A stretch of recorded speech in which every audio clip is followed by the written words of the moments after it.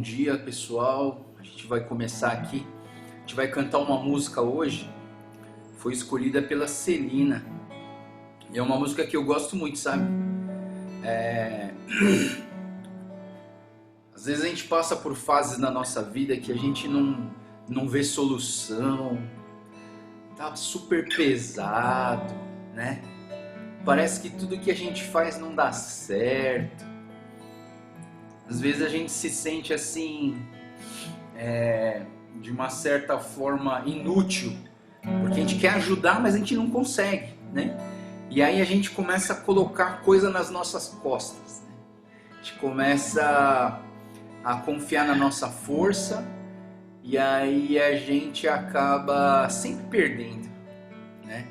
Ou seja, de uma certa maneira a gente quer trabalhar, sendo que Deus tem falado assim: não, eu quero que você aprenda a descansar em mim. E sabe que existe uma ligação muito forte entre a palavra descansar e a palavra confiar. Porque se você não confia, por exemplo, se você não confia que a tua cama vai te aguentar, você não descansa. Não é verdade? Você já viu um bebezinho dormindo no colo da mamãe, tudo torto, mas assim, ele confia, então ele descansa, né? E aí hoje no capítulo 13 a gente vai falar sobre o sábado, né? Aí quando a gente falar sobre o sábado a gente vai falar sobre o descanso, mas o descanso tem a ver com confiar, né? E que a gente possa confiar em Deus. E sempre que você precisar tomar alguma decisão importante, olha para Deus, olha para Jesus, né? Jesus está falando nessa música: entrega tudo a mim que eu te ajudo, né? Que a gente possa ter esse coração hoje, amém?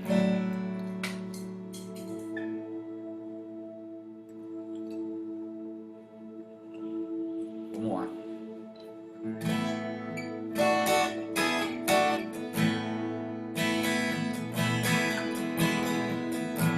Não tenha sobre ti um só cuidado, qualquer que seja, pois somente seria muito para ti. É meu, somente meu, todo trabalho, e o teu trabalho é descansar em mim. É meu, somente meu, todo trabalho, e o teu trabalho é descansar em mim. Mais uma vez do começo. Não tenha sobre ti um só cuidado, qualquer que seja, pois somente seria muito para ti. É meu, somente meu, todo trabalho, e o teu trabalho é descansar em mim. É meu, somente meu, todo trabalho, e o teu trabalho é descansar em mim.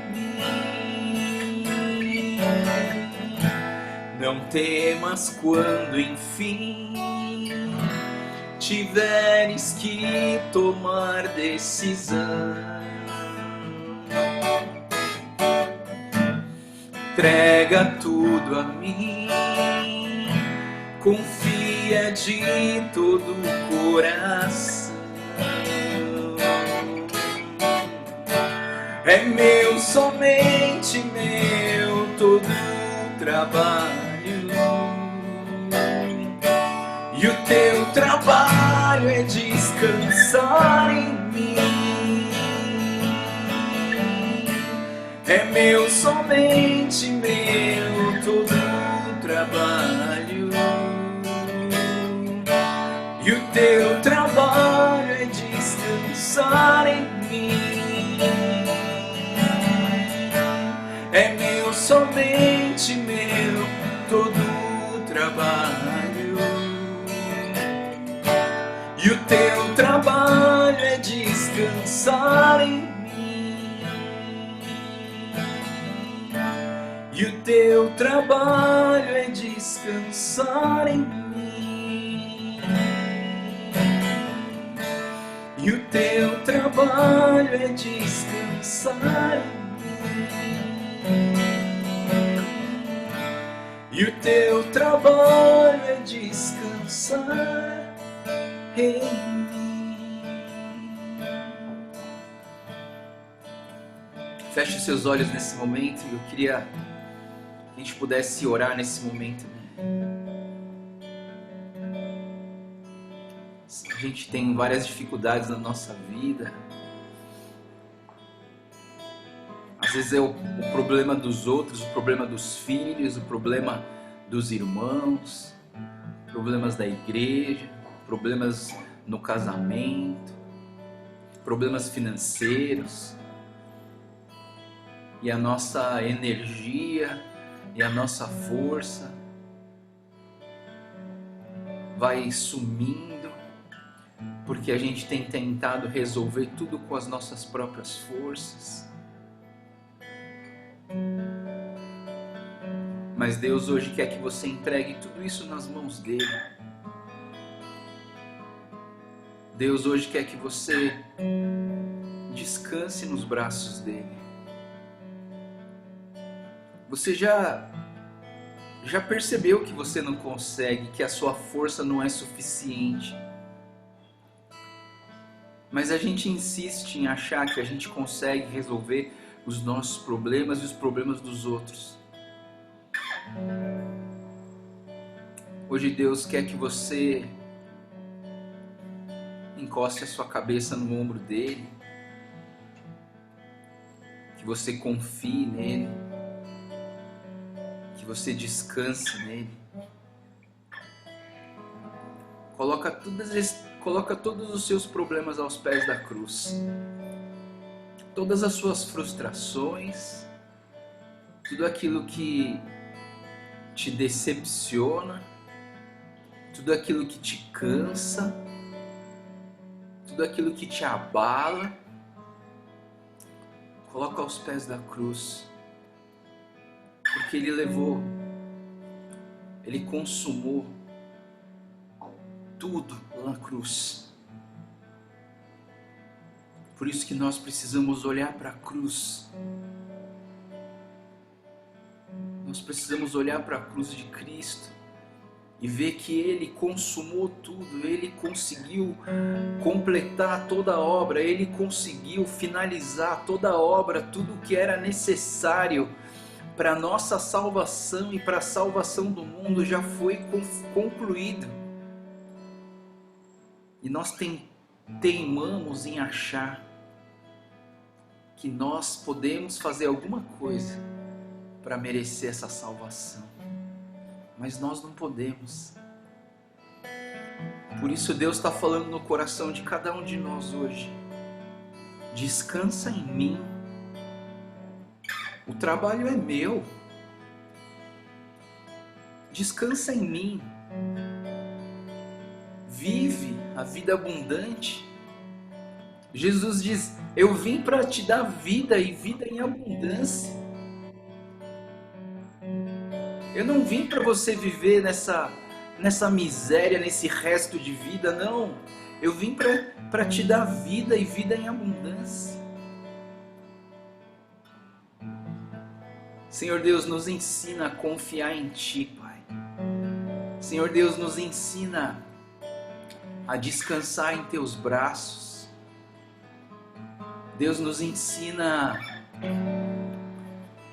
a deixar todos os nossos problemas aos pés da cruz, a confiar em Ti, a deixar as nossas preocupações, a deixar a nossa ansiedade nas tuas mãos. Pai, entrego a ti, Deus. Ensina cada um de nós a confiar no Senhor, a confiar na tua palavra, a confiar que o teu Espírito Santo habita no nosso coração e que em ti nós já temos tudo o que nós precisamos, Deus. Em ti nós temos tudo o que nós precisamos. O Senhor é mais do que suficiente, do que tudo que nós temos. O Senhor é mais do que suficiente, não precisamos de mais nada se nós tivermos o Senhor em nossas vidas e em nosso coração. Oh Deus, ensina a gente a olhar para a cruz, ensina-nos a olhar para a cruz, Deus. Oh Jesus, oh Jesus. Eu olho para a cruz eu vou, se eu sofrer participar, sua obra vou cantar, meu Salvador. Na cruz mostrou o amor do Pai, o justo Deus.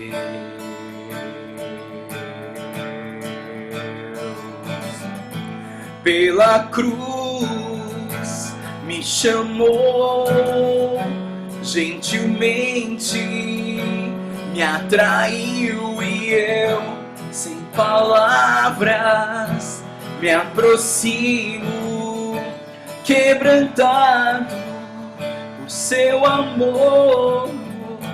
Pela cruz me chamou, gentilmente me atraiu e eu, sem palavras, me aproximo, quebrantado por seu amor.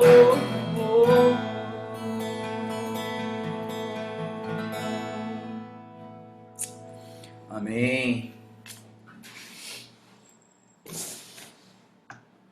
Muito bom.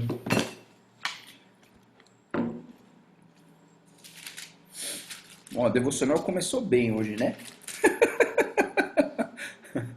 Vamos lá então, pessoal. Vamos terminar Neemias hoje. Aleluia, aleluia. Entrar numa história linda de Esther amanhã, né? Esther é uma história muito linda. Vamos lá. Então vamos terminar Neemias hoje. Ontem a gente terminou o dia falando sobre o versículo 38 do capítulo 9.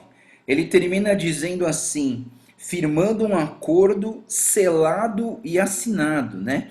Eu vou ler aqui na revista atualizada, diz assim: por causa de tudo isso, estabeleceremos aliança fiel e o escreveremos, selaram-na os nossos príncipes e os nossos levitas e os nossos sacerdotes. Capítulo 10, versículo 1 diz assim: os que selaram foram Neemias e assim por diante, né? Eu queria falar uma coisa para vocês, pessoal. Eu queria falar uma coisa muito importante sobre o selo, né? Eu acho que a nossa geraçãozinha nova hoje, da internet, do e-mail e do WhatsApp, não faz ideia do que é um selo, na verdade. A gente aí que é um pouco mais antigo aí, sabe o que é selar, o que é mandar uma carta, na verdade. A gente mandava carta antigamente, né? E para uma carta chegar num lugar, ela precisava ter um selo, né? Porque se não tivesse um selo, simplesmente a carta não ia chegar, né? Então, assim, é interessante a ideia que a geração nova não entende o selo. Mas eu queria que a gente pudesse pensar um pouquinho nesse selo, porque estava preparando esse estudo e eu comecei a ficar bastante pensativo em relação a esse selo. E eu queria que você abrisse comigo um texto em Efésios, capítulo 1, versículo 13. Abre comigo. É muito interessante, muito bom a gente olhar para isso, porque a gente está aqui nesse estudo, né? Eu estou tentando conectar Velho Testamento com Novo Testamento, sabe? Para vocês terem uma noção mais generalizada da palavra de Deus, né? Para a gente não ficar só enfurnado no Velho Testamento, mas a gente dá uma andada na Bíblia inteira, né? Claro que não está sendo uma coisa super versículo por versículo, mas assim, eu queria trazer algumas coisas boas para a gente pensar. Mas a Efésios capítulo 1, versículo 13, diz o seguinte: nele, estou lendo na nova versão internacional, nele, quando vocês ouviram e creram na palavra da verdade, o evangelho que os salvou, vocês foram selados com o Espírito Santo da promessa, versículo 14, que é a garantia da nossa herança até a redenção daqueles que pertencem a Deus para louvor da sua glória, né? Então, assim, esse texto de Efésios, né? Ele está falando assim, ó, depois vocês ouviram, primeiro, vocês ouviram, segundo, vocês creram no Evangelho da Salvação, né? Vocês creram no Evangelho da Salvação, e aí o Espírito Santo colocou um selo na sua vida. O Espírito Santo, praticamente, ele é esse selo nas nossas vidas, né? E eu queria que a gente pudesse pensar um pouco nisso, né? Porque acho que principalmente para a geração nova, eles precisam entender o que é esse selo, né? Antigamente, mas bem antigamente mesmo, não sei quem viveu isso aí, existia um bastãozinho de cera que você esquentava, aí você colocava na carta, tipo um carimbo de ferro, que marcava tipo as iniciais da família, ou a letra japonesa da família, do sobrenome e tal, assim, e aquilo ficava lacrado, aquilo era uma autenticação de que aquela carta, ela vinha, da onde que ela vinha, né? Talvez não precisasse nem colocar o remetente, quem está enviando, porque aquele selo, aquela marca, vinda com aquela cera quente, né, colocada assim, ela avisava assim, olha, isso aqui é autêntico dessa família, dessa pessoa que está te enviando, né? E eu penso que quando a gente fala do selo, a gente fala de um compromisso. Quando a gente está lá em Neemias, final do capítulo 9, começo do capítulo 10, e as pessoas estão assinando, e os governadores estão colocando um selo, significa que aquilo que está sendo falado em Neemias, toda essa declaração, essa oração, né, do capítulo 9, esse arrependimento, esse confessar dos pecados, esse compromisso essencial de Israel, essa promessa nacional de obediência a Deus, ela é selada pelas pessoas e ela é selada por Deus. Então, você nunca faz um compromisso sozinho, né? Você faz um compromisso com alguém, né? Então, assim, vocês entram num acordo e a gente faz um compromisso. Beleza, ó, eu vou ser assim para você, você vai ser assim comigo, né? Mais ou menos o que a gente faz no casamento, né? É um selo, e o Espírito Santo, ele sela as nossas vidas. Aqui em Efésios, capítulo 1, 13, primeiro ele fala assim, depois que ouvistes, né? Porque quando você abre lá em Romanos, abre Romanos 10, 17. Romanos 10, 17, ele vai dizer o que, né? Romanos 10, 17, ele diz assim, consequentemente a fé vem pelo ouvir da mensagem. A fé vem pelo ouvir da mensagem, e a mensagem é ouvida mediante a palavra de Cristo, né?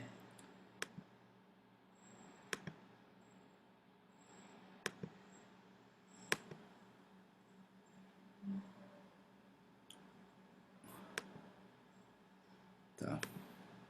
Então, assim, primeira coisa que o Efésios diz é o quê? Ele diz para nós que eles ouviram a palavra e depois eles creram. E esse crer tem algo assim, é muito importante. Abre em João, né, nessa palavra crer, você precisa abrir em Evangelho de João, capítulo 1, 12.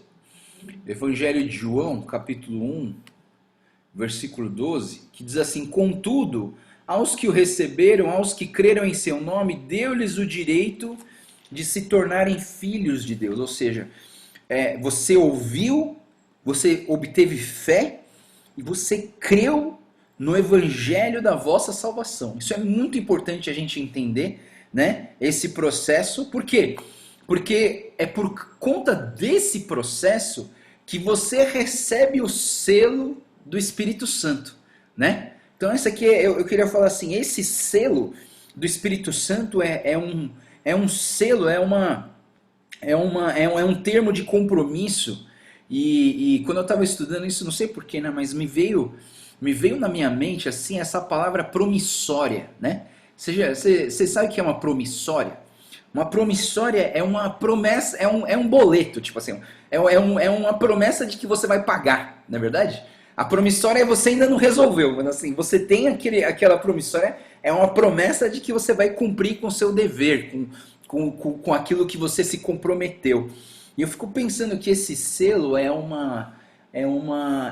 ele tem essa característica de uma promissória, né?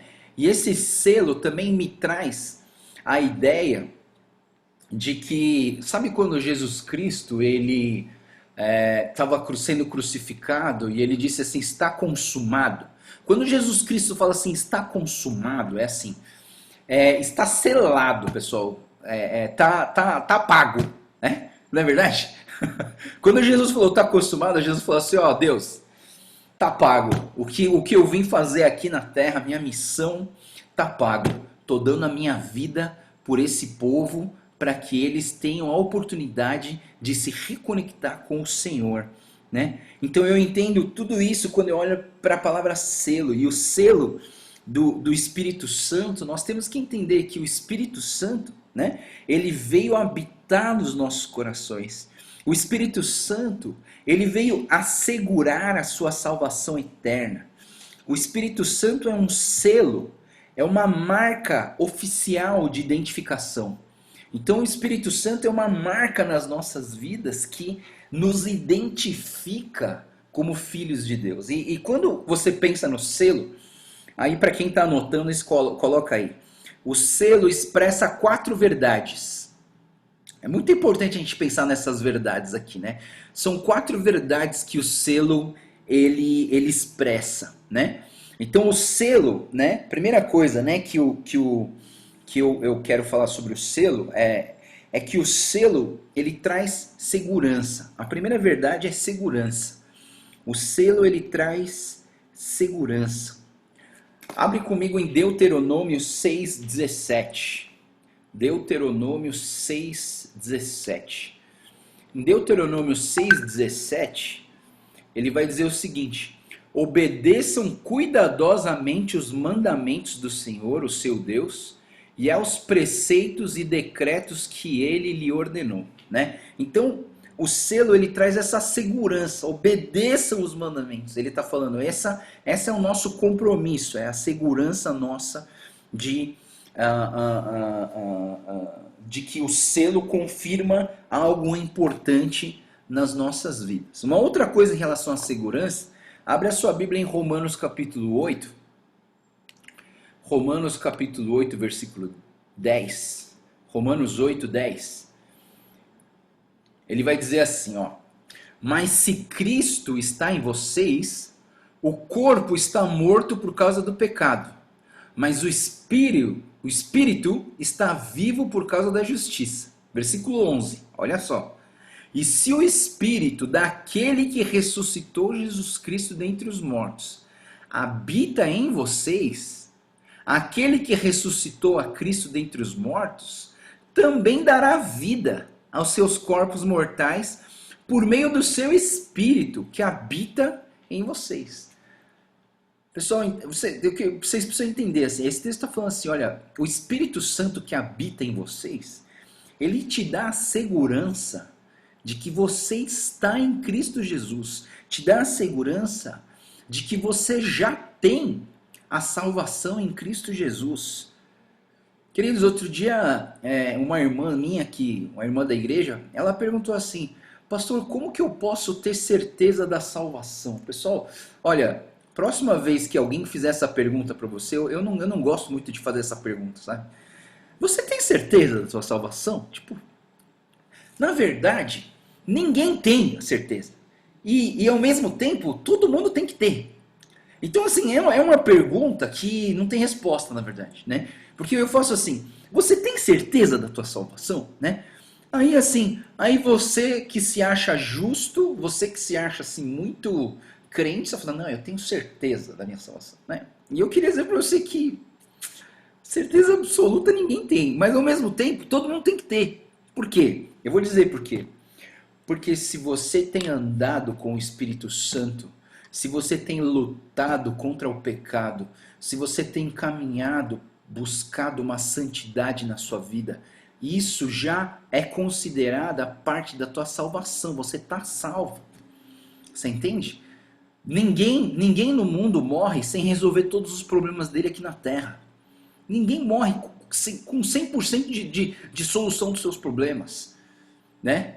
Pode pensar nos melhores caras do mundo, dos melhores pastores, os melhores missionários. Nenhum deles resolveu tudo aqui na Terra para falar assim, bom, o cara estava 100% sem pecado e ele foi para o céu, certeza absoluta. Ninguém tem. Mas o que te garante a salvação em Cristo Jesus? O que te garante que você é salvo em Cristo Jesus? É o selo. É o selo do Espírito Santo. Se você está selado, se o Espírito Santo, se o Espírito daquele que ressuscitou Jesus habita em vocês, você está selado. Você está selado, meu irmão, minha irmã. Você está selada, né? Então assim, ai pastor, tenho medo de eu morrer e não ter conseguido resolver meus problemas. Você não vai conseguir resolver tudo. Você não vai conseguir resolver. Vai sempre ter alguma coisinha que talvez você não vai conseguir resolver. E outra coisa, você quer resolver pela sua própria força, não é verdade? E às vezes você não consegue. Às vezes, eu digo assim, pra mim é a maioria das vezes. Tipo, a maioria é 100%, né? Então assim, eu penso que é melhor eu deixar nas mãos de Deus. Assim como a gente começou a reunião hoje, é melhor você aprender a descansar nos braços do Pai e começar a viver uma vida abundante do que ficar reclamando da vida e falar, ai, não vou conseguir, ai, não vou conseguir, ai, será que eu vou ser salvo? Não, você vai ser salvo. É só você estar no processo de santificação. É só você estar no processo, nessa luta contra o pecado na sua vida. Agora, se você desistir de lutar, se você abandonar Deus, se você falar assim, ah, não quero mais Deus, não quero mais a palavra, aí eu digo para você, meu irmão, aí o negócio tá feio. Aí o negócio tá feio, porque se você morrer nesse estado, aí o negócio tá feio. Eu não sei se vocês lembram, um dia a gente estava falando sobre o pecado que leva... Ah não, foi uma menina lá da Imel São José, ela perguntou para mim, pastor, encontrei um texto lá em 1 João que fala sobre um pecado que não leva à morte. Eu falei assim, sério? Aí eu fui lá, né, no texto, ver assim, eu falei, fiquei encucado, né, porque para mim o salário do pecado é a morte. Então assim, como assim está escrito que tem um pecado que não leva à morte, né? Aí eu fui lá em 1 Pedro, aí diz assim, existe o pecado que leva à morte, existe o pecado que não leva à morte. O pecado que não leva à morte é um pecado que você faz, mas que você está nesse processo de santificação, você entende? Você está lutando contra o pecado, você está buscando a Deus, você está numa luta, você está numa busca intensa com o Senhor e fala assim, olha Deus, eu não quero mais pecar. Mas eu briguei com a minha esposa ontem, mas eu tive pensamento, sei lá, impuro, eu pensei em coisas contra não sei quem. E aí, tipo, eu entendo que esse pecado, quando você está no processo de santificação, esse pecado não é para a morte. O pecado para a morte é o pecado sem arrependimento. Você entende? E aí eu entendo que se você é selado com o Espírito Santo, se o Espírito do Cristo que ressuscitou dentre os mortos habita no seu coração, você está selado com o Espírito Santo. Então vamos fazer um exercício bem simples agora, tá? Põe a mão no seu coração assim, feche os seus olhos. Você repete comigo assim, Senhor Deus, sela a minha vida com teu Espírito Santo. Habita em minha vida. com teu Espírito Santo. Eu abro a porta do meu coração para que o Senhor entre, para que o Senhor habite dentro de mim. Em nome de Jesus. Amém. Você entende, pessoal? Na verdade, a coisa ela é complicada, mas ela é mais simples do que a gente imagina. No dia que você entregou sua vida para Jesus, o Espírito Santo passa a morar dentro de você. Mas às vezes a nossa carne, a nossa mente tenta passar a perna em nós e a gente esquece disso. Mas a gente tem que fazer esse tipo de oração para sempre lembrar para nós mesmos: Espírito Santo, mora em mim. Enche meu coração. Eu quero ser um vaso de barro, mas que contém um tesouro gigante dentro desse vaso. Eu quero ser eu quero transbordar da tua graça, né? Então vamos lá. O selo expressa 4 verdades. A primeira verdade é a segurança, né? A segunda verdade é a autenticidade.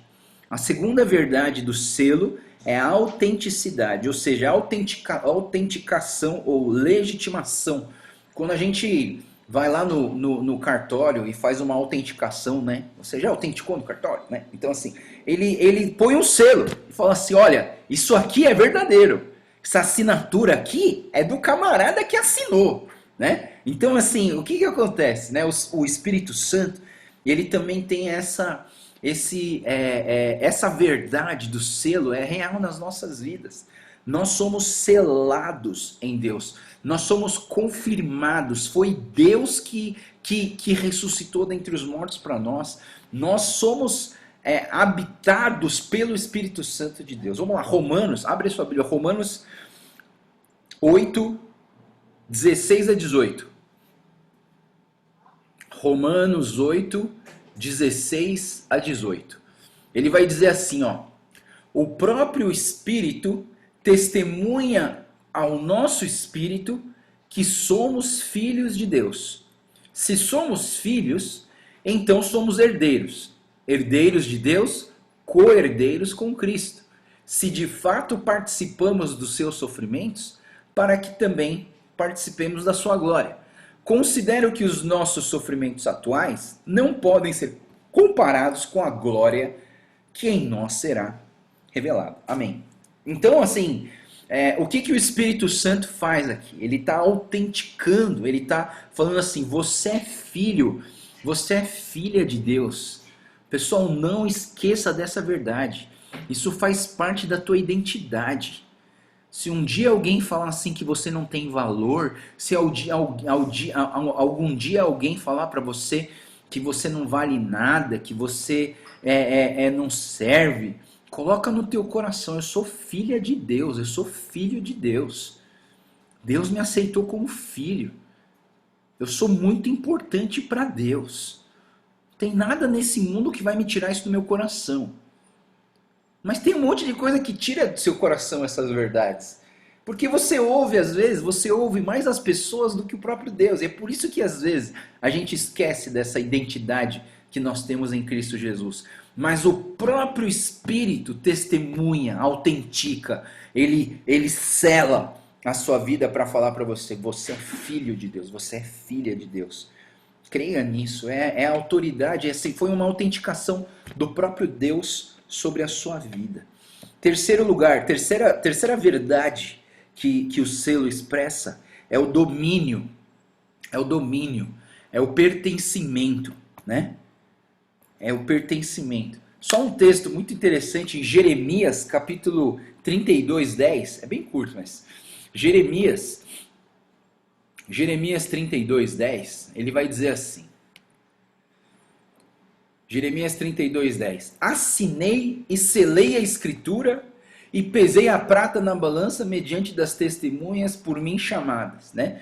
Então, assim, de uma certa maneira aqui a gente está vendo assim, o profeta falando essa questão: assinei e selei a escritura e pesei a prata, ou seja, é uma questão de pertencimento. Nós pertencemos a Deus. Anota esse versículo aí, ó. 1 Coríntios capítulo 3, versículo 23.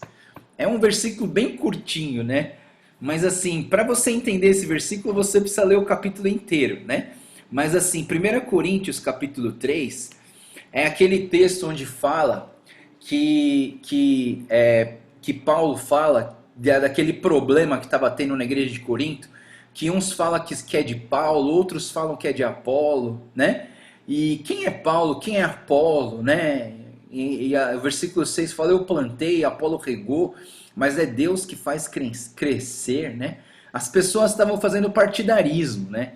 Assim, vamos dizer que na nossa igreja seria assim, ah, eu sou da turma do pastor Daniel Nishimura, eu sou da turma do pastor Joel, né? E que isso fique amarrado, que isso seja quebrado em nome de Jesus. Se existe alguma coisa perto disso, que isso seja quebrado em nome de Jesus, né? Mas não, nós temos que entender o que esse texto ele tá fazendo uma crítica em relação a esses clubinhos que se formam dentro da igreja, né? Então, assim, é uma coisa que eu oro quase todos os dias, né? Para que as INCs, né? Os nossos grupos pequenos, as nossas INCs, não se tornem clubinhos, né? De pessoas queridinhas da igreja. Ah, eu sou da INC tal e ponto final. Não tô nem aí com a INC de não sei quem, né? Não, pelo contrário. A INC ajuda a gente a se relacionar com as pessoas para que nós possamos participar de um corpo maior, que é a igreja. O dia que você achar que a sua INC é suficiente para ser uma igreja sem os outros, você acabou de errar e desviar do caminho do Senhor, né? Não, a gente é uma INC, mas a gente precisa do corpo, nós vivemos o corpo de Cristo, né? Então é importante a gente ter isso, né? Não formar clubinho. Mas aí eu digo para vocês, o último versículo desse capítulo que eu falei, 1 Coríntios 3, 23, ele diz o quê? E vocês são de Cristo e Cristo de Deus. Vocês são de Cristo. O Espírito Santo, ele sela essa verdade nas nossas vidas. O Espírito Santo sela em nós de que nós pertencemos a Deus. Nós pertencemos a Deus. Né? 1 Pedro 2,9 diz o quê? Vós sois sacerdócio real, nação santa, povo de propriedade exclusiva de Deus. Nós somos povo de propriedade exclusiva de Deus. Nós pertencemos a Deus. Nós somos selados, né? Quando eu estava pensando nisso, eu estava pensando, né? Não sei se você já foi no interior, onde tem um monte de vaca, né? E para você descobrir que aquela vaca é de tal fazenda, o que eles fazem, né? Eles pegam ferro, né? Coitado, eu que não queria ser a vaca, né? Mas tudo bem.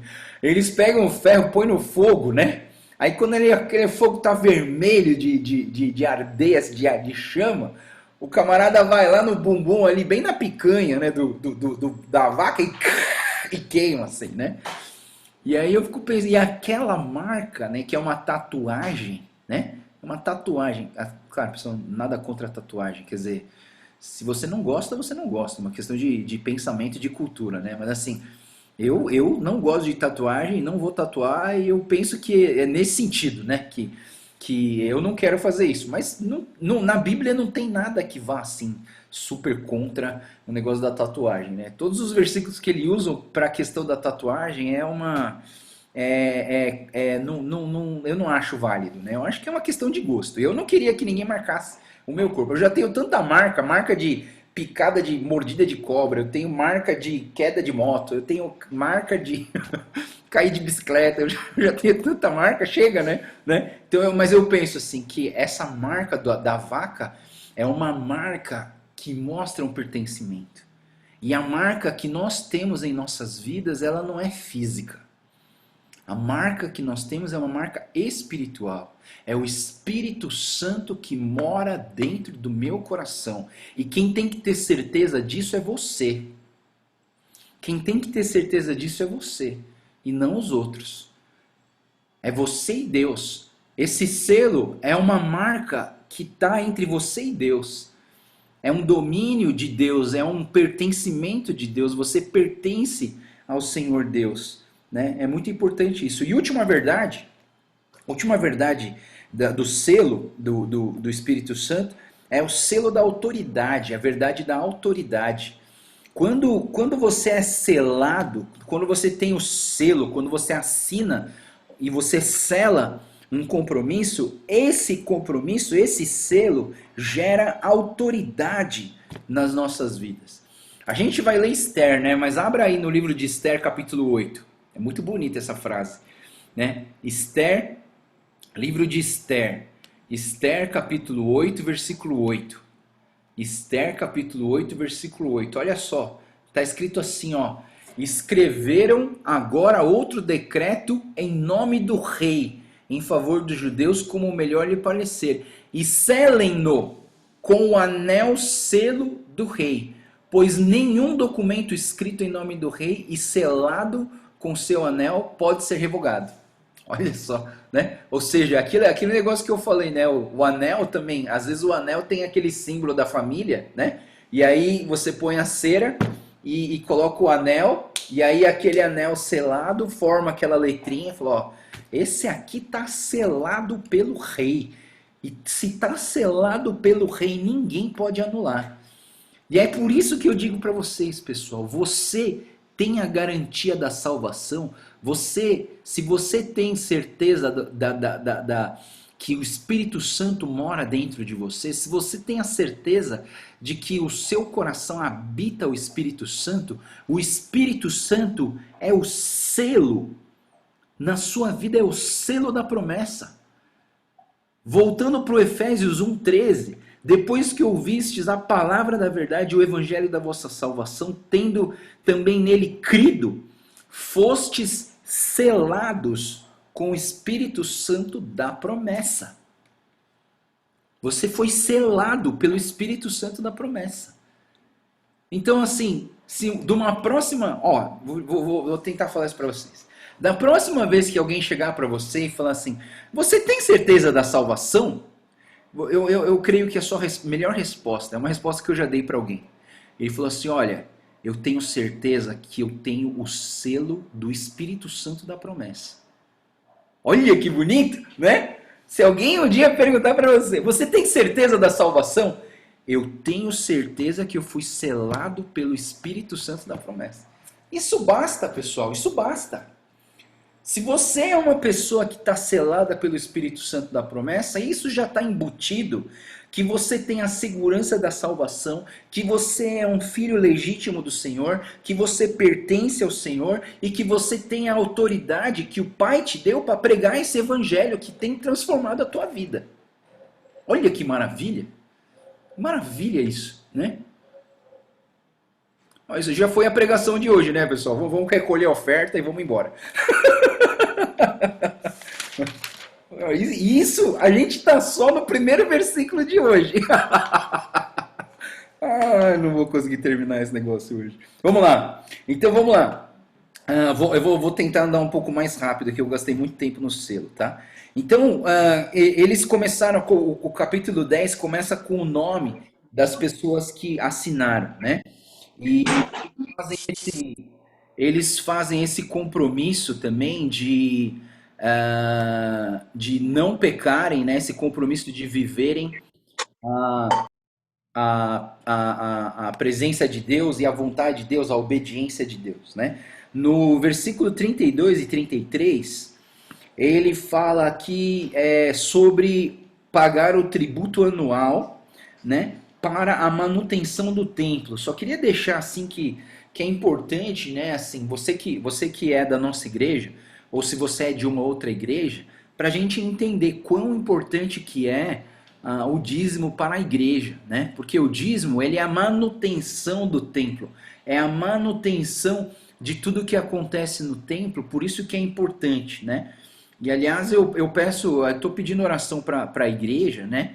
Vocês que são da igreja da Vila, porque assim, nesse tempo de reforma para o templo novo, a gente tem gastado muito, sabe? E tem trazido uma certa preocupação para a tesouraria, né? Mas a gente não tá ruim, não. É só pra gente, se nós formos fiel no dízimo, nunca vai faltar nada, eu entendo isso, né? É só a gente ser fiel com aquilo que Deus colocou no nosso coração, né? E eu entendo, já falei pra vocês, dízimo é obediência. Então você que é crente, você que tem Jesus no seu coração, Você dá o dízimo por obediência, não é por, ai, coitado da igreja, ai, tô com dó dela, vou dar isso para a igreja. Não, não, você não tem dó da igreja, você obedece ao Senhor, por isso que a gente dá dízimo. Só que eu quero falar uma coisa muito importante para você, tá?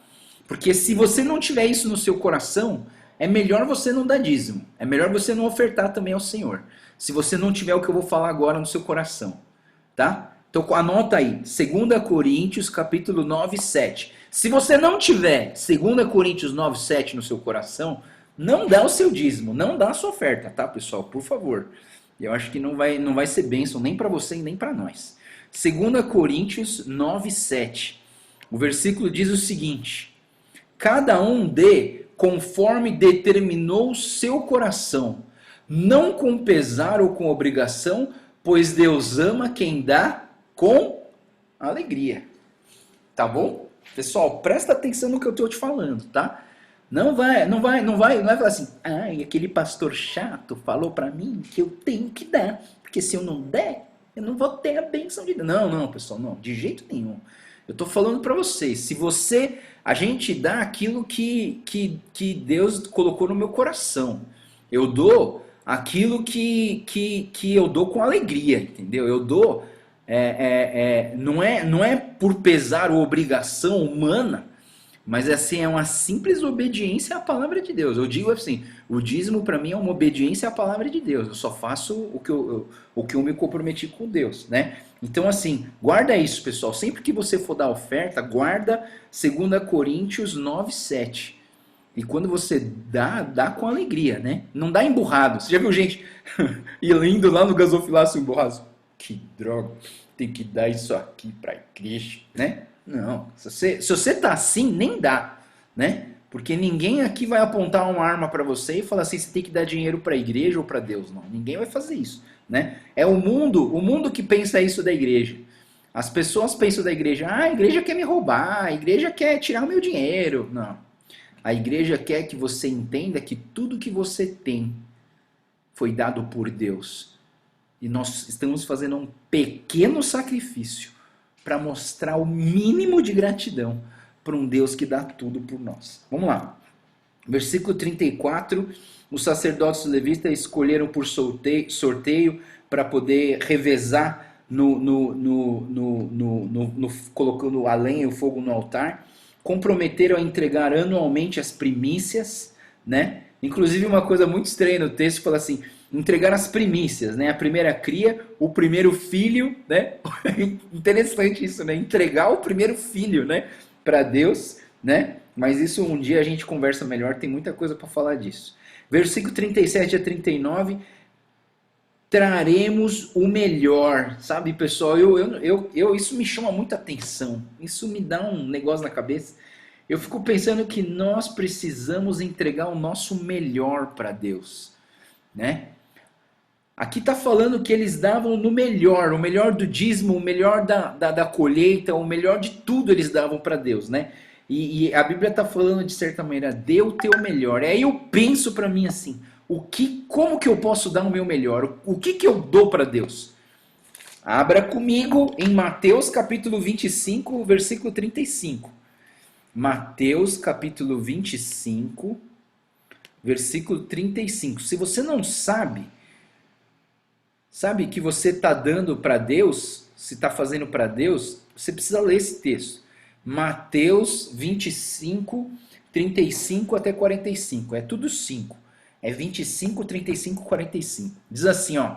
Pois eu tive fome, vocês me deram de comer. Tive sede, vocês me deram de beber. Fui estrangeiro e vocês me acolheram. Necessitei de roupas e vocês me vestiram. Estive enfermo e vocês cuidaram de mim. Estive preso e vocês me visitaram. Então os justos lhe responderam, Senhor, quando te vimos com fome e te demos de comer, ou com sede e tivemos de beber? Quando te vimos como estrangeiro e acolhemos o necessitado com roupas e vestimos? Versículo 10.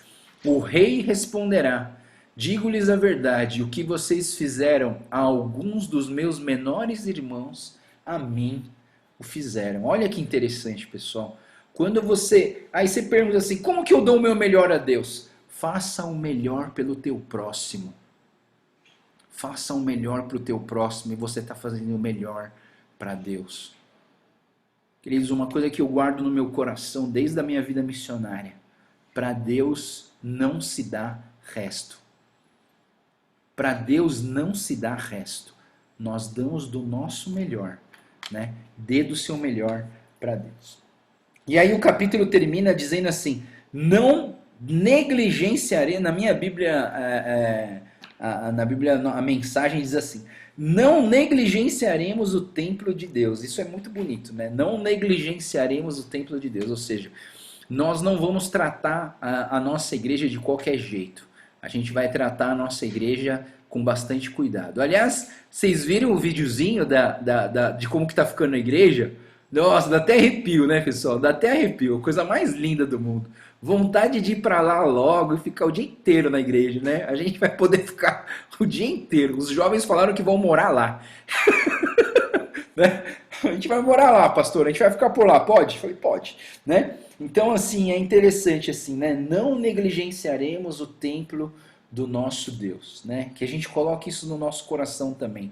Entenda templo não só a igreja, mas o templo também é o seu corpo, né? Então nós não vamos negligenciar o templo, né? O templo do Espírito Santo de Deus, que é o meu corpo. Capítulo 11, vou passar rápido aqui, mas o capítulo 11 e o capítulo 12, ele fala sobre o repovoamento de Jerusalém. E ele fala aqui sobre que aqui, do capítulo 11 até o capítulo 13, a gente vê uma atitude muito real do governo de Neemias para com Jerusalém. Pessoal, vou passar o capítulo 11 e o 12 mais rápido, tá? No 12, algumas coisas que vale prestar atenção. No capítulo 12, versículo 27, até o final, a gente tem aqui a dedicação do templo, a dedicação do muro, né? Então eu queria dizer para vocês, da mesma maneira como o templo foi dedicado, foi consagrado, teve um culto, teve uma festa, teve uma celebração, teve oração, teve uma consagração do templo, teve também uma consagração, uma dedicação do muro, né? Então esse muro era um projeto extremamente importante para eles, né? Então o capítulo 12, do versículo 17 em 27, ele fala sobre a dedicação e fala alguns detalhes, né, de como que eram consagrados, né? Como que foi consagrado esse templo. Versículo 30 diz que os sacerdotes e os levitas se consagraram e depois consagraram o povo, consagraram o portão e consagraram os muros, né? Então assim, tem essa questão da gente colocar nas mãos de Deus. Essa consagração, ela tem muito a ver com a purificação também. Algumas Bíblias, ao invés de falar consagraram, fala purificaram, né? E o purificar significa o quê? Entregar aquilo na mão de Deus. Deus limpa, Deus tira todo o pecado. Se alguém aqui fez algum pacto, se alguém falou que isso aqui não era teu, agora a gente quer declarar que isso aqui é teu, né? Um versículo muito legal sobre purificação é Levíticos 16:30, né? Anota Levíticos 16:30. E eu queria dizer para vocês que essa purificação aqui, ela pode ser... A gente pode entender essa purificação, essa consagração, sabe como? Todo primeiro domingo nós fazemos a Santa Ceia, não é verdade? A Santa Ceia é realizada todo primeiro domingo. E quando a gente vai fazer a Santa Ceia, a gente sempre para um pouquinho e fala assim, vamos ver se em nós há algum pecado não confessado, e nós vamos confessar a Deus. Essa é a purificação, sabe? É você colocar nas mãos de Deus. Deus, coloco minha vida nas tuas mãos. Santifica meu coração. Limpa-me do meu pecado, para que eu possa participar dessa cerimônia em memória da morte, do sacrifício e da ressurreição do Senhor Jesus Cristo, que Jesus Cristo deu seu corpo e seu sangue por nós. Nós precisamos ser purificados. E você precisa ter certeza dessa purificação. Como, pastor? Como que eu posso ter certeza? 1 João capítulo 1, versículo 9. Confesse o seu pecado ao Senhor e Ele vai te perdoar. É muito importante você entender o quanto que Deus, Ele leva a sério o perdão dos nossos pecados. Se confessarmos os nossos pecados, Ele é fiel e justo para perdoar os nossos pecados e purificar de toda injustiça, não é verdade? Então, assim, a purificação para uma entrega ao Senhor era algo muito importante. E aí, aqui voltando para Neemias, né, 31 a 36, os líderes de Judá se dividiram em dois grandes coros, né, um liderado por Esdras, um liderado por Neemias, e eles fizeram essa caminhada e chegaram no templo e fizeram um grande culto ao Senhor. Versículo 43 diz que eles ofertaram muitos sacrifícios numa grande celebração, pois Deus tinha enchido de alegria. As mulheres e as crianças levantaram a voz, todos levantaram a voz, e o júbilo de Jerusalém foi ouvido de longe, né? Versículo 43. Isso aqui é um culto animado, né, pessoal? Eu gosto de culto animado. Eu gosto de culto animado. Eu gosto de culto que... às vezes os meus jovens aí da equipe de louvor começam a cantar um monte de música melancólica. Eu falo, não, cara, não. A gente canta música melancólica outra hora. Agora vamos pular, vamos festejar. Vamos celebrar a presença de Deus. Pessoal, vou falar para vocês. Lá na nossa igreja nova, o sistema de som fui eu que escolhi. O sistema de som dos meus sonhos. Pessoal, aquele som vai ficar maravilhoso, né? Ainda mais imagina com a nossa equipe lá na frente cantando, louvando ao Senhor. Nossa, o coração já tá tremendo só de pensar o que vai acontecer, né? Mas o culto estava animado aqui. Né? Versículo 44 a 43, eles escolheram os encarregados dos depósitos, né? O povo respeitava muito o trabalho dos sacerdotes e levitas. Isso aqui é muito interessante, né? O povo respeitava muito o trabalho dos sacerdotes e dos levitas. E versículo 47, Zorobabel e Neemias contribuíam com quantias diárias. Ou seja, os líderes começam, quando se fala de oferta de dízimo, os líderes começam a fazer. O último capítulo, então, o capítulo 13, para a gente terminar. O capítulo 13 começa com o povo lendo o livro da revelação de Moisés e descobriram que nenhum amonita, estrangeiro, moabita, poderia fazer parte da congregação do povo, né? Pois eles não tinham acolhido Israel, é uma história do passado, né? Não tinham dado comida para os israelitas. E, em vez disso, eles contrataram Balaão para amaldiçoar o povo, né? Aí vem uma frase, que eu acho uma frase muito linda, pessoal. Deixa eu ver onde está exatamente essa frase. Né? Essa frase é algo que a gente precisa gravar mesmo na nossa mente.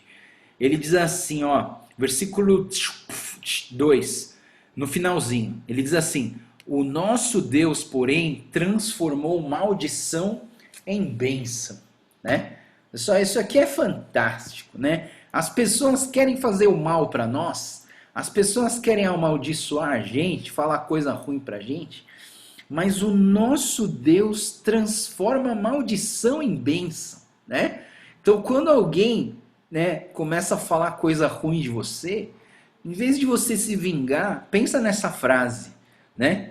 O nosso Deus transforma a maldição em bênção, né? Quando alguém falar um negócio mal pra você, guarda isso no teu coração. O meu Deus transforma a maldição em bênção. Olha que legal, você não vai se vingar, você vai olhar para Deus, você vai confiar mais em Deus, você não vai aceitar as palavras amaldiçoadoras dessa pessoa que está falando para você, as flechas inflamadas do inimigo não vão penetrar no seu coração por causa da sua fé e da couraça da justiça, do capacete da salvação, e você vai declarar para você mesmo, não precisa gritar, não precisa falar para ninguém, não precisa falar com a pessoa que está te amaldiçoando, simplesmente ora no seu coração. O meu Deus transforma maldição em bênção, né? Coloca isso no teu coração. Muito, muito, muito interessante isso. Aí, no versículo 4 e 5, aí começa a falar sobre esse Eliasibe, né? Um sacerdote Eliasibe. E esse tal de sacerdote Eliasibe, ele era parente daquele Tobias, do Sanballat Tobias, sabe? E aqueles inimigos, caras que queriam articular para derrubar o Neemias, né? E aí acontece que do versículo 6 a 9, o Neemias cumpre com a tua promessa lá com o rei Ataxerxes, na Pérsia, né?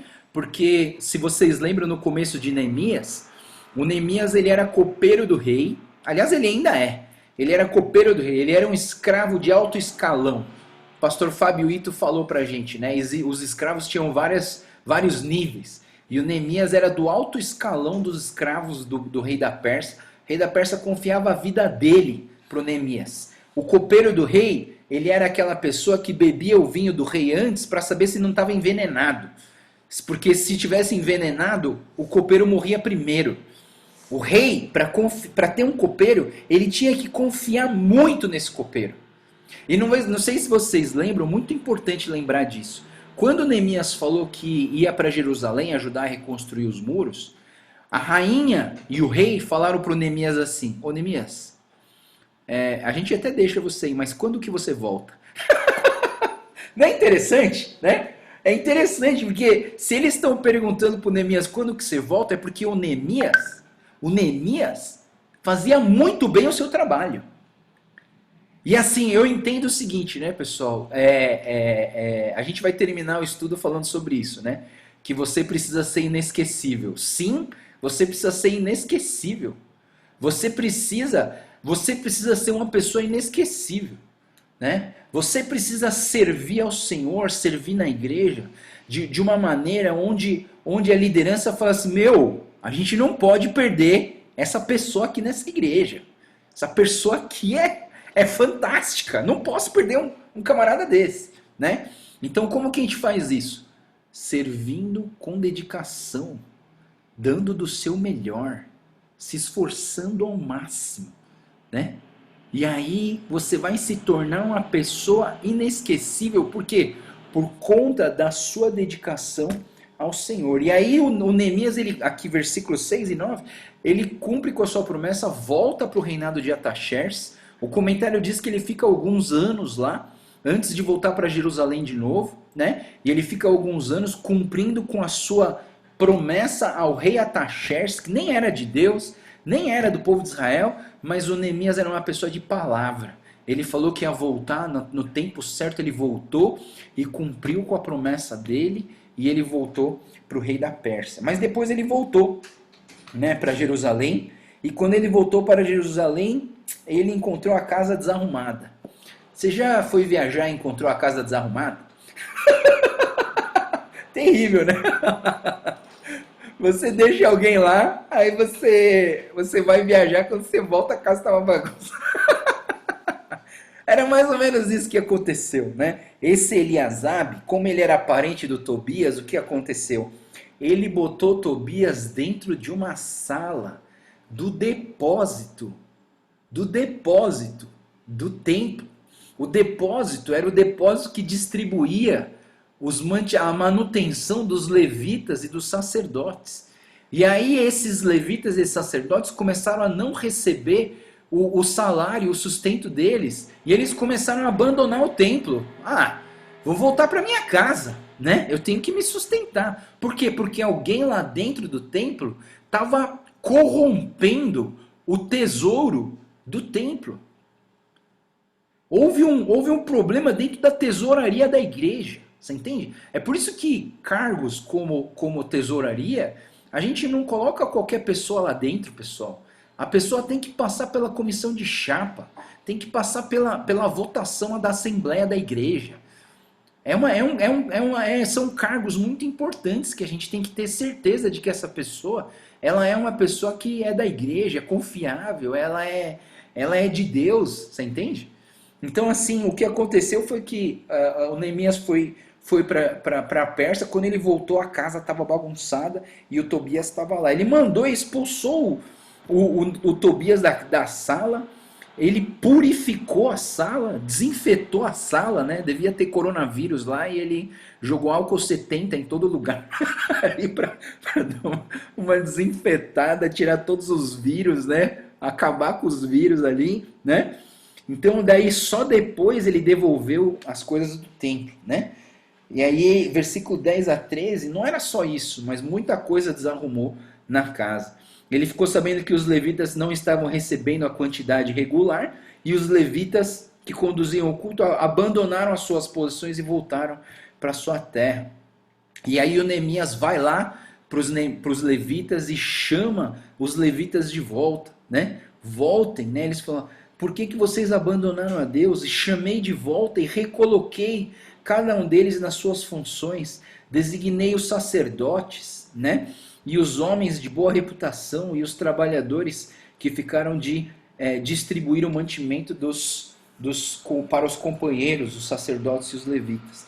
E aí vem, são três orações muito importantes que acabam o livro de Neemias, tá? O versículo 14, versículo 22 e o último versículo do capítulo 13, são três orações muito importantes que o Neemias faz, né?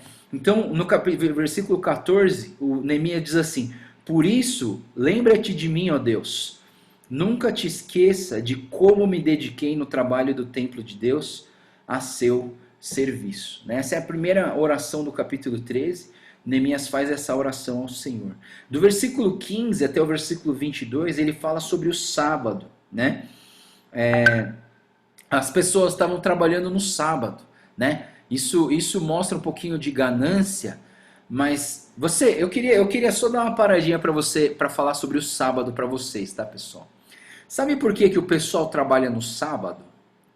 É porque eles não confiam que Deus pode sustentar eles durante toda a semana. Você já trabalhou 6 dias, por que você vai trabalhar no sábado? Pessoal, o sábado não precisa ser exatamente o sábado. O sábado para nós é o domingo, na é verdade. O sábado é o dia do Senhor. O sábado é o dia que a gente dedica ao Senhor. Hoje, na nossa igreja, a gente considera o sábado no domingo. E eu vou dizer uma coisa para vocês, pessoal. É cabeça do pastor Joel também, tá? E cabeça do meu sogro também, e aconteceu com a minha esposa. O meu sogro, por ser pastor, não sei, por ele olhar para essa história, para a história do sábado, e entender o sábado como um dia do Senhor, ele não deixava as filhas, a minha esposa e a irmã, não deixava elas estudarem no domingo. Não deixava. Você vai estudar sábado, você estuda segunda, mas domingo você não vai estudar. Eu quero que você se dedique ao Senhor e descanse. Confia que tudo que você estudou de segunda a sexta ou segunda a sábado, você vai conseguir lembrar na sua segunda-feira se tiver prova. E elas viveram isso. E aí lá na igreja de Itaquera, onde a minha esposa cresceu, ela pode confirmar isso para vocês. Mas 6 jovens foram criados assim. 6 jovens. Eram 6 amigos. Os 6 jovens estudaram dessa maneira. No domingo eles não estudavam. Eles se dedicavam ao Senhor. Estuda de segunda a sábado, de segunda a sexta, sei lá. Pode estudar à vontade, mas assim, no domingo não é para estudar. E aí, sabe o que aconteceu, pessoal? Isso aqui também, não sei se é coincidência. Os 6 entraram na USP. Os 6 entraram na USP. Os 6, né? Então, assim, e os 6... no dia do vestibular, a Débora falava assim, no dia do vestibular, a gente não deixava de ir na igreja. A gente ia na igreja domingo, a gente levava marmita, e a gente pegava o ônibus e cada um ia para sua escola prestar vestibular. Eles não deixavam de ir na igreja mesmo com o vestibular no domingo. Por quê? Isso é uma forma de dizer o quê?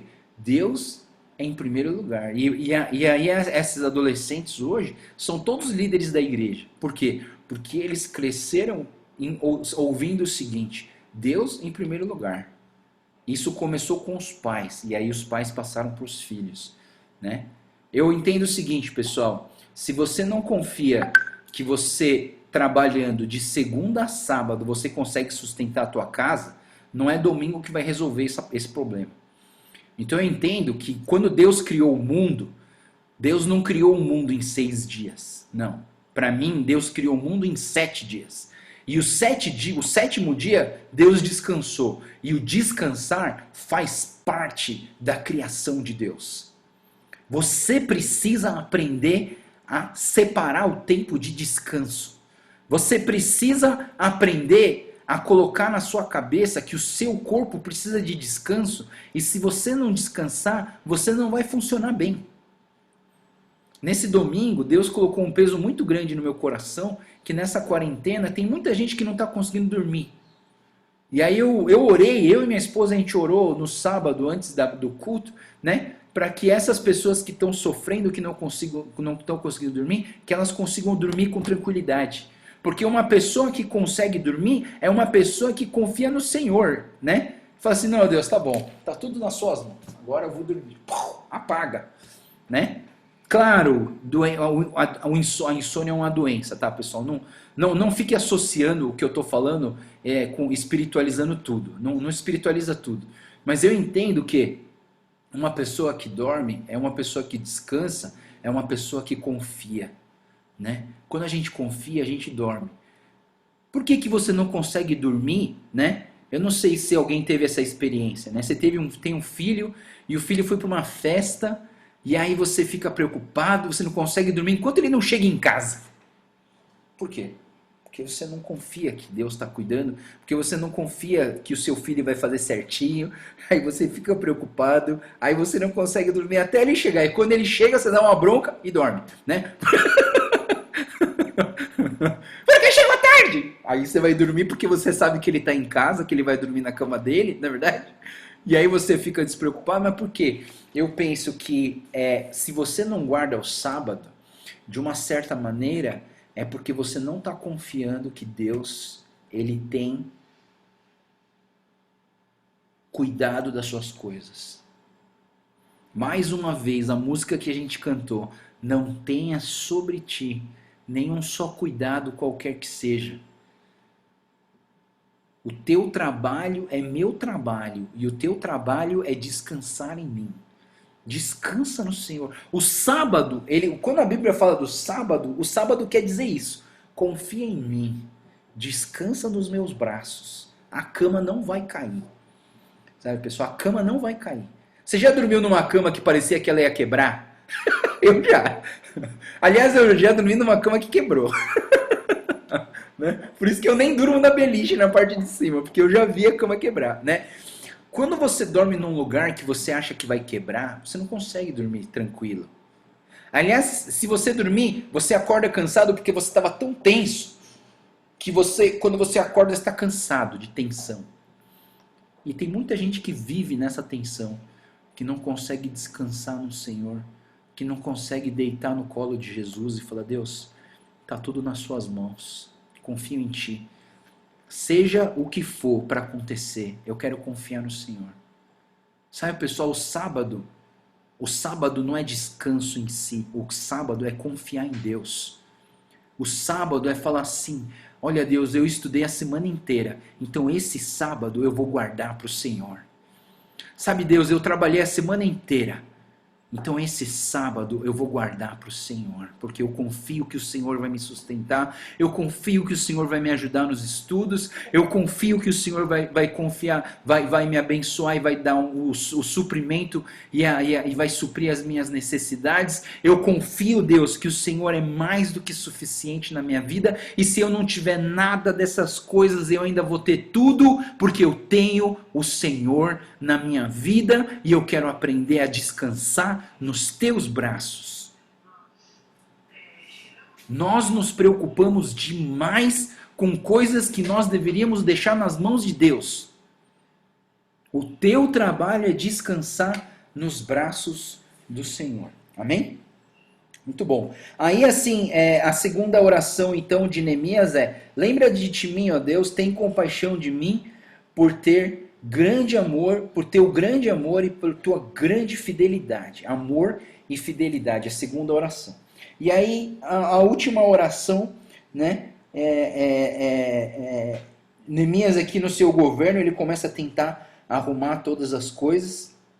E a última coisa que ele fala é sobre os casamentos com estrangeiros, né? Para as pessoas guardarem essa pureza de coração. E versículo 29 ele faz a última oração dizendo assim: lembra-te deles, ó Deus, de como profanaram o sacerdócio da aliança e os sacerdotes e os levitas, né? O versículo 20, o último versículo diz: lembra-te de mim, ó Deus, para sempre. Assim que termina o capítulo 13 e o livro de Neemias, né? Lembra-te de mim, ó Deus, para sempre. E o que significa lembra-te de mim, ó Deus, né? E eu penso, né? Eu termino dizendo aquilo que eu sempre falo: ninguém é insubstituível, mas todos deveriam ser inesquecíveis, né? Por quê? Porque, olha só, aquilo que Neemias fez durante todo esse livro nunca mais vai ser esquecido, porque a gente está aqui na Bíblia. E a gente lê essa Bíblia há anos, há centenas de anos. E a gente vai continuar lendo até Jesus voltar. A gente vai estar falando de Neemias. Por quê? Porque aquilo que Neemias fez, debaixo da graça de Deus, da autoridade de Deus, da direção de Deus, tudo aquilo que Deus fez através de Neemias, não será esquecido. Neemias é um camarada inesquecível. Ele pode até ser substituído por um outro alguém, mas ele não vai ser inesquecível. E nós temos que colocar isso em nossa mente e em nossas vidas, que nós não somos insubstituíveis. Cada um de vocês, cada um de nós somos substituíveis, pessoal. Um dia se não tiver mais Pastor Joel, vai aparecer alguém melhor, né? E aí a gente vai entender que aquilo que o Joel fez, pô, legal, né? Espero que seja algo inesquecível, mas eu não creio na insubstituibilidade de uma pessoa. Todo mundo pode ser substituído, pode ser colocado em outro lugar, e Deus quer usar a sua vida. E você pode ser o substituto de alguém. Pensa nisso. Você pode ser o substituto de alguém, né? Aquela pessoa faltou, eu posso ser o substituto daquela pessoa, né? Eu acho interessante aquele cargo de professor substituto, já ouviu falar? Né? O camarada é professor substituto, então assim, ele fica ali só, na hora que faltar alguém, ele vai lá e tchum, entra no lugar do professor, né? E eu entendo que nós temos que ser, assim, cristãos substitutos. Se alguém faltar, eu quero preencher essa brecha. Eu quero ser usado pelo Senhor para abençoar. Mas eu não tenho muito dom, mas eu não sei, tá? Na medida do possível, se você pode ajudar em alguma coisa, vai lá e se coloca diante de Deus. Uma hora vai aparecer alguém melhor que você, que tem o dom para aquilo, que vai substituir, que vai ser colocado no lugar certo. Mas eu penso, sabe, que se eu chego num lugar onde o camarada fala assim, eu precisava de alguém para ficar na recepção, eu fico. Eu precisava de alguém para tocar violão, eu toco. Eu precisava de alguém para cuidar das crianças, eu cuido. Precisava de alguém para pregar, eu prego. Precisava de alguém. Eu sou assim, pessoal. Eu pedi para Deus, eu quero ser um cara multifunção. Eu quero ser o Bombril, sabe? Mil e última utilidades, né? Eu falei para Deus, eu quero ser o canivete suíço, que tem todas as coisinhas, né? Para poder usar, né? Então, assim, eu entendo que, de uma certa maneira, Neemias, ele se colocou à disposição do Senhor e Deus usou a vida dele. Eu oro para que cada um de nós sejamos isso. Eu li um livro chamado Profissionais a Serviço do Reino. E esse livro chamado Profissionais a Serviço do Reino era o estudo de Neemias completo. Por quê? Porque Neemias usou a sua profissão para ser um servo do Senhor. Ele foi servo, imagina, você pode ser servo no Banco Central, você pode ser servo na escola que você dá aula, você pode ser servo no consultório que você atende, você pode ser servo na sua casa, você pode ser servo em qualquer lugar. Todo profissional deveria ser um profissional a serviço do reino. Amém? Acabamos Neemias, aleluia! Muito bem, pessoal. Alguém quer fazer algum comentário, acrescentar alguma coisa boa, algo que te chamou a atenção? Essa é a tua hora e a minha hora de tomar café. Eu não entendi a consagração do primeiro filho, mas o senhor vai explicar depois, né? Eu vou, mas na verdade, assim, ele tem a ver até com Jesus Cristo ser enviado à Terra. A consagração do primeiro filho tem a ver com o compromisso de Ana, quando ela entregou Samuel no templo, né? Mas a gente vai estudar uma hora isso aí, porque a gente vai cair nisso de novo e a gente vai falar essa questão. Mas eu entendo que a gente consagra todos os nossos filhos, né? Eu, pelo menos, não tenho Consagrei primeiro os e três. segundo, não. Já entreguei todos. Já entreguei todos. E os que eu adotei, já entreguei também. Os que eu estou discipulando, eu já entreguei tudo também. Né? Muito bom. Já entreguei meus filhos, meus netos. Amém. Consagrei. Muito bom. que mais? Alguém mais tem algum comentário? Pastor, Fala, Claudinha. pastor, então, só para entender, por exemplo, os filhos que já são batizados, não precisa consagrar? Não precisa, né? Não, essa consagração que a gente está falando não é algo físico, mas sim, bem lembrado, Claudinha, o batismo ele é um ato físico de consagração, mas aí o batismo é uma consagração pessoal, por quê? Porque a própria pessoa escolhe em se compromissar com a vida em Jesus, né? Então, assim, bem lembrado, Claudinha. Mas, assim, a consagração que eu falo aqui para nós hoje, não no Velho Testamento, mas é assim, é você orar falando assim, Deus, eu entrego meus filhos nas tuas mãos. Pronto. Essa é a consagração, entendeu? É orar entregando eles nas tuas mãos, né? E aí eu espero que um dia cada um deles decidam por serem batizados, porque isso também é uma consagração, né? É que a palavra consagração, ela está muito conectada com aquela consagração dos bebês, né? A gente tem o culto de consagração dos bebês. E tá chegando um monte aí, galera. Glória a Deus, né? Chegando um monte de bebê aí, né? Nem sei, a Aninha não tá aqui hoje, né? Deixa eu ver.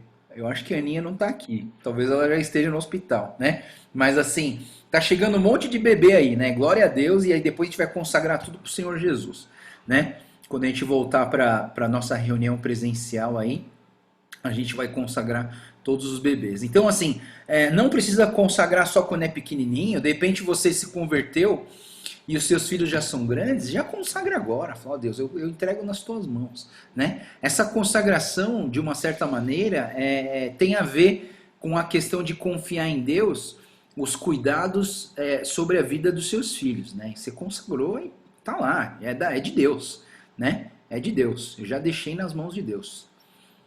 Muito bom. Entendi, obrigada. Nada. E aí? Tem mais alguém? Tem mais algum comentário? Alguma coisa para acrescentar?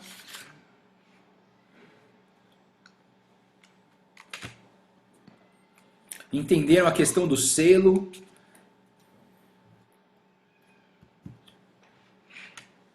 Muito bom.